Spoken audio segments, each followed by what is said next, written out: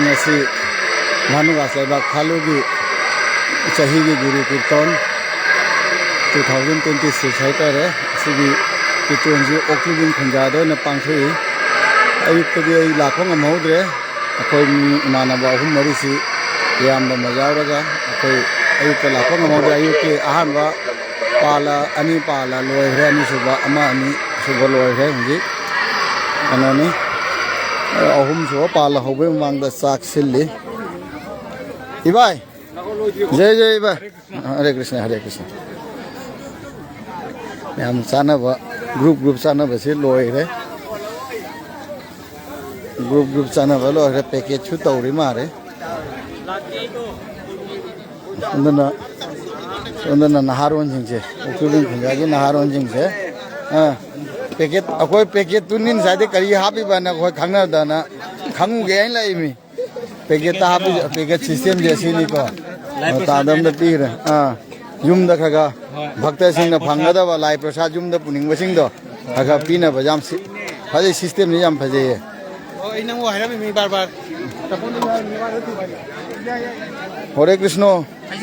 na pore khai sini ko mayam na sanari se mayam na phamnare lai prasad dai tare guru kitni chahi magi sondana phenga khopa ki pukhi le re sina pendel di se le re group san han loi re ai kha chang han jage sonda group ni chan loi ba sonda nong nong tha ba sini ko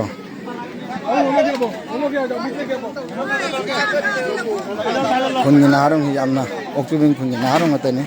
thabak bhajam pai thabak bhajana kalli sadhon ahum ju da bhajana yeng doi mi ngai tra la to tre sonjoi ju yau re ji samol ga sonjoi ga pun gi do re samol na ising be re mi sak thong ni son da ni sak thong ni son da sak thong ko pasin ni je loi salak pa matam jo re pala ama ni loi thabani na sakhum ji leirang jam tang masing thi ge ama ani ahum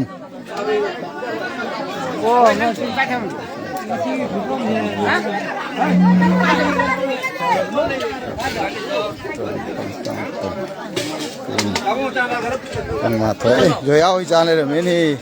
ai phơi măng chắc khi mấy ổ thì mình mà sẽ gari cá kia bazar đấy cái nó chỉ lấy đằng chỉ kun ni thôi suy co lấy bạc phalu Bhanuwas lấy bạc phalu gì thì tôi chụp chụp hình khunja gì ở giá là khen rồi gì Sri Chaitanya Mahaprabhu gi Jiur Mandir gi Hekmanak sigani Ojalo Kendro hoigi Ojalo Kendro gi Mandok Manakta Jungmin Okokani Silli se Pendel Silli se Hoi Pralada se Charam ni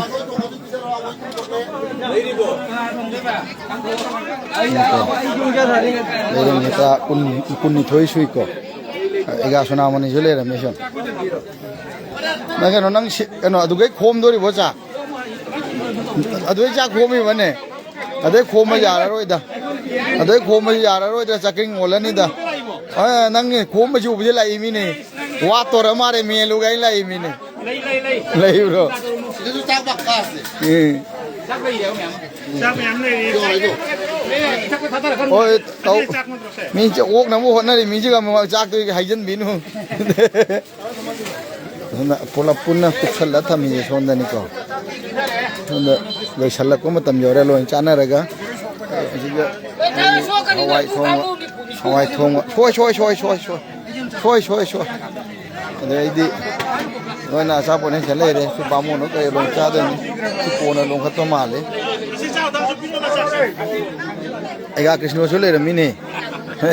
ega amna sa de to re sonda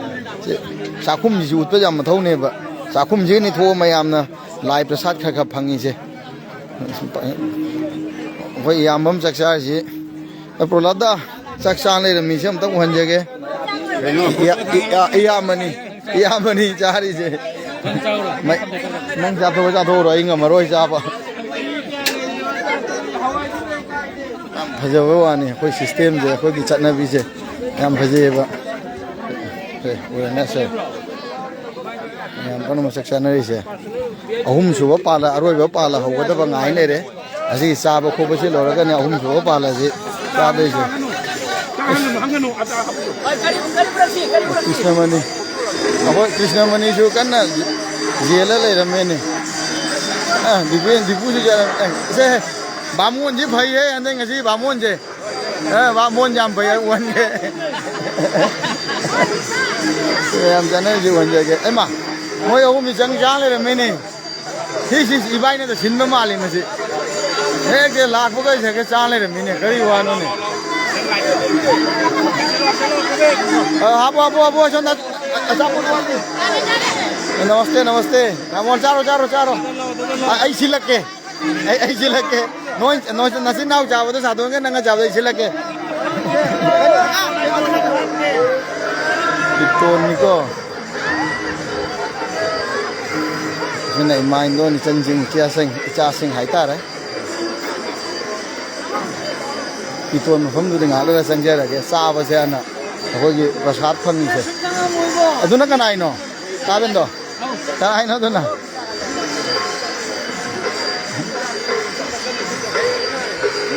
इबाई Charani काका इबाई का चारबो फरे लाई प्रसाद फंगदि लोरे आई ngala फंगागे फंगबगना ते चाहौरो दिपा दो सालंग मन loan cocoa रे सेनो गामो कृष्णो मोई स्वाई जाबो नोई खुनगी कन मौजिंगे चारनी जाओ खुनगी मौजिंगे खरनी से फजा वारमनी फजा वाबन रमनी मोयान फजा थन्ना बिजारो दोसा लांगमन पाप कर लोई कोकनबा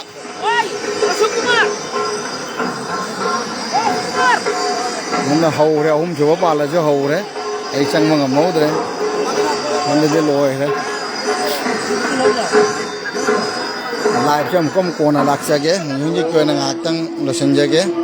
लोसलगे कोना जहाँ तो उजर के हमको तो उजर के कितुम नंग चारबो चादरी को चानी दाबनो चादरी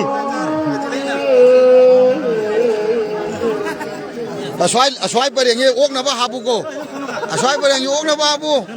ओए हाय वो दो हाबू नन फम ना फमो चाहो